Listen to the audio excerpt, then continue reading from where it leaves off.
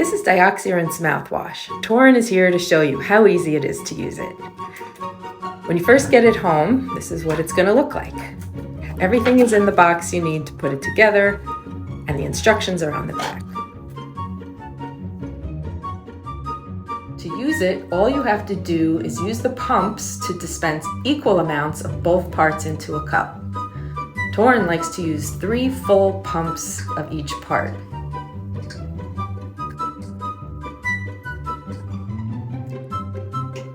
As the 2 parts mix, the chlorine dioxide active ingredient begins to generate.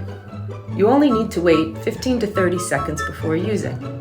Then go ahead and swish it around your mouth for about 30 seconds, getting it through your teeth, and make sure you end up gargling to the back of your throat. Spit it out, and you're good to go.